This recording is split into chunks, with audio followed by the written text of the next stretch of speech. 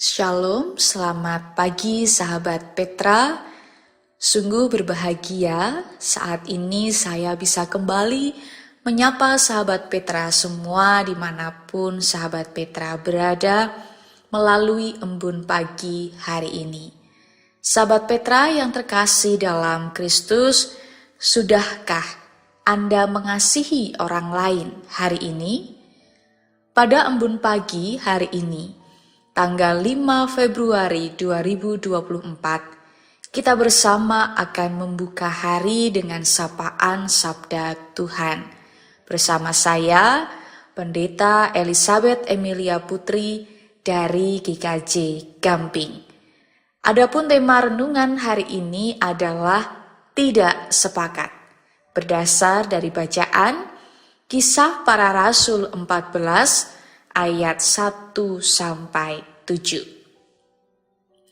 Namun mari sebelum kita menerima dan merenungkan sabda Tuhan, kita siapkan hati dengan merendahkan hati di hadapan Tuhan. Bersama, mari kita berdoa. Bapa kami yang bertahta di dalam kerajaan surga yang maha mulia, Bapa yang kami kenal dan kami sembah di dalam nama Tuhan Yesus Kristus. Kami mengucap syukur atas setiap kasih dan penyertaan Tuhan, pimpinan Tuhan di dalam kehidupan kami. Bahkan berkat Tuhan yang tidak terkira, ketika kami dapat beristirahat dengan tenang, dengan baik, dan pada pagi hari ini, Engkau telah membangunkan kami dengan keadaan baik. Kami pun mengucap syukur Engkau tetap setia, merengkuh kami dengan kasih-Mu yang tidak pernah henti-hentinya kami rasakan. Pada saat ini ya Bapa, kami akan memulai hari dengan bersama-sama merendahkan hati untuk menerima sabda Tuhan. Kami yakin dan percaya Roh Kudus menerangi hati kami, menolong dan memampukan kami untuk mendengarkannya, mengerti dan bahkan melakukannya di dalam kehidupan kami. Sehingga firman Tuhan yang kami dengar dapat menjadi penghiburan, kekuatan, bahkan ajaran bagi kehidupan kami di dalam perjalanan iman kami. Hamba-Mu saat ini yang Engkau pilih untuk menyampaikan kebenaran firman Tuhan, dengan segala keterbatasannya, Tuhanlah yang menolong dan memampukan. Di dalam nama Tuhan Yesus Kristus, kami siap menerima sabda Tuhan. Amin. Kisah Para Rasul 14 ayat 1-7 yang akan kita renungkan pada saat ini, yang demikian firman Tuhan. Di Ikonium pun, kedua rasul itu masuk ke rumah ibadat orang Yahudi, lalu mengajar sedemikian rupa, sehingga sejumlah besar orang Yahudi dan orang Yunani menjadi percaya. Tetapi orang-orang Yahudi yang menolak pemberitaan mereka memanaskan hati orang-orang yang tidak mengenal Allah dan membuat mereka gusar terhadap saudara-saudara itu. Paulus dan Barnabas tinggal beberapa waktu lamanya di situ. Mereka mengajar dengan berani karena mereka percaya kepada Tuhan. Dan Tuhan menguatkan berita tentang kasih karunia-Nya dengan mengaruniakan kepada mereka kuasa untuk mengadakan tanda-tanda dan mujizat-mujizat. Tetapi orang banyak di kota itu terbelah menjadi dua. Ada yang memihak kepada orang Yahudi, ada pula yang memihak kepada kedua rasul itu.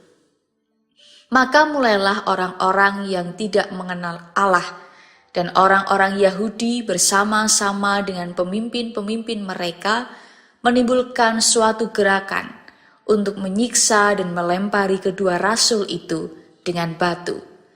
Setelah rasul-rasul itu mengetahuinya, menyingkirlah mereka ke kota-kota di Likaonia, yaitu Listra dan Derbe dan daerah sekitarnya. Di situ mereka memberitakan Injil. Demikian firman Tuhan yang berbahagia setiap kita yang mendengarkan firman Tuhan dan yang memeliharanya. Haleluya, amin. Saudara yang terkasih, terdapat sebuah fakta dalam perjalanan hidup yang kita jalani bersama dengan orang lain adalah tidak semua orang menyukai kita. Hal inilah yang perlu kita sadari. Dimanapun kita berada, pasti ada pro dan kontra terhadap kita. Ada yang senang dan menerima baik kehadiran kita, namun tidak dipungkiri ada juga yang tidak menerima serta tidak senang dengan kehadiran kita. Bahkan lebih parahnya lagi, melihat kita sebagai sebuah ancaman bagi mereka. Tentu ini bukan menjadi persoalan untuk kita tetap melanjutkan hidup dalam kebaikan dan kebenaran. Namun menjadi sebuah pengingat bahwa tidak selalu apa yang kita lakukan itu diterima atau disepakati dengan baik oleh orang lain dan tidak bisa semua orang menyukai keberadaan kita. Sahabat Petra yang terkasih, dalam bacaan kita saat ini berkisah tentang perjalanan pewartaan Injil yang dilakukan oleh Paulus dan Barnabas sampai di Ikonium. Di sana mereka mengajarkan dan berkhotbah. Dengan pertolongan Allah, mereka berdua ini mengadakan tanda-tanda dan melakukan mujizat-mujizat, sehingga banyak orang di antara bangsa Yahudi dan bangsa Yunani yang menjadi percaya. Mereka itu adalah dua pelayan Tuhan yang baik, cakap, setia, dan tentunya berdedikasi.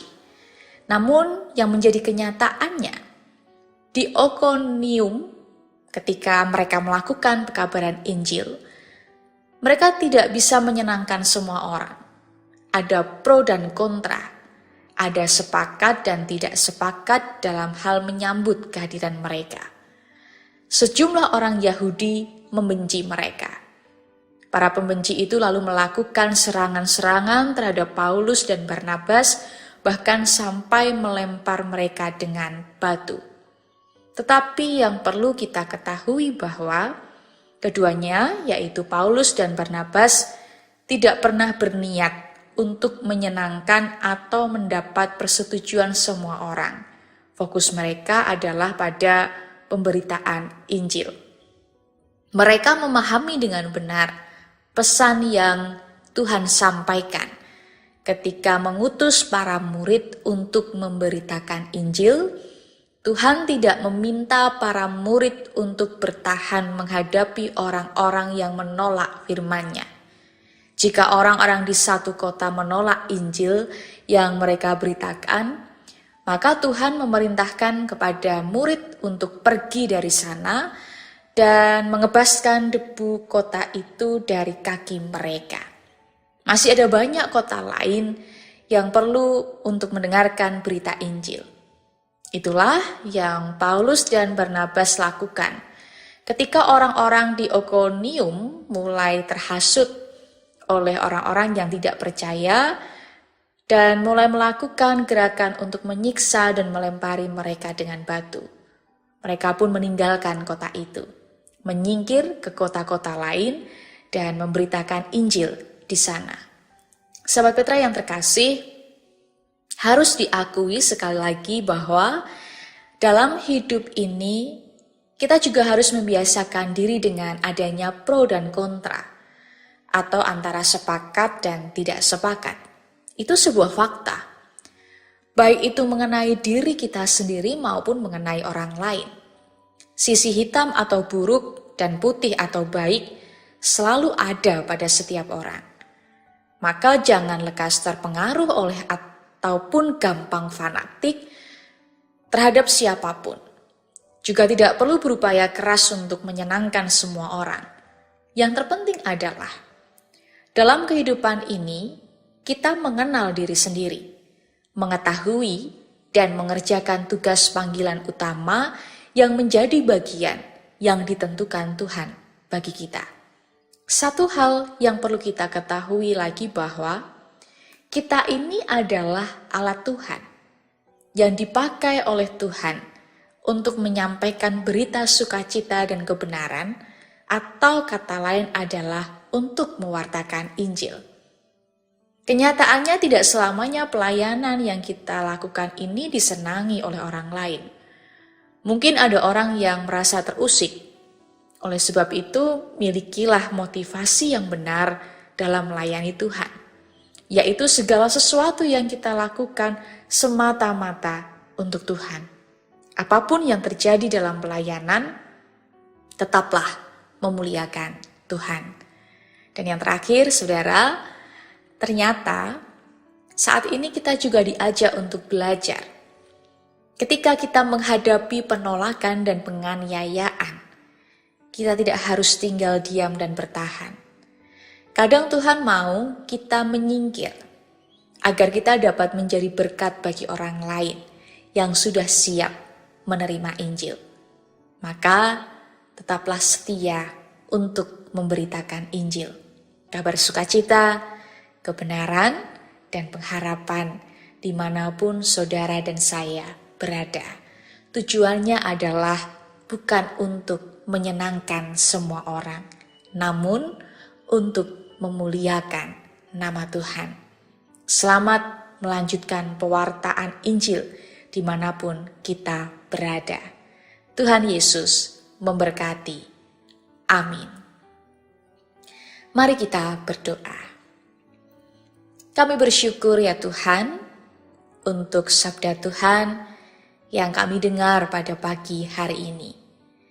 Kami mengucap syukur akan anugerah terindah yang Tuhan berikan di dalam kehidupan kami atas segalanya. Kami sungguh merasakan cinta kasih-Mu yang besar bagi setiap kami. Cinta kasih Tuhan yang tidak pernah kering, cinta kasih Tuhan yang tidak pernah habis kami rasakan.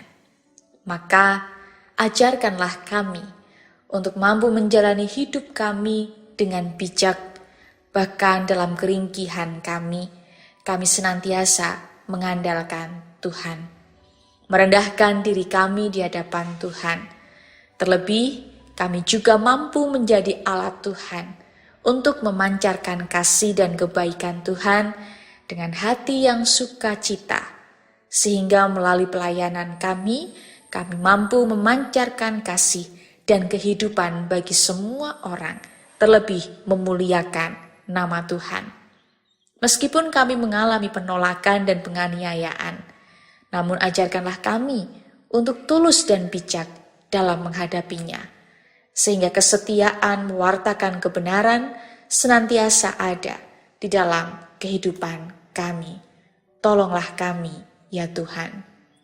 Bapa, jikalau saat ini kami akan memulai hari dengan segala aktivitas kami, baik pekerjaan, sekolah, pelayanan, rencana-rencana kami, dan apapun yang akan kami lakukan, berkati kami. Mampukan kami untuk menjalani hari dengan baik, melakukan kebaikan dan kebenaran, sehingga hari-hari kami dipenuhi dengan sukacita, damai sejahtera, berkat dari Tuhan, dan bahkan kami mampu menjadi berkat. Terima kasih ya Bapa. Kami menyerahkan hidup kami sepanjang hari ini hanya di dalam kasih Tuhan. Kami menyadari akan segala dosa dan kesalahan kami.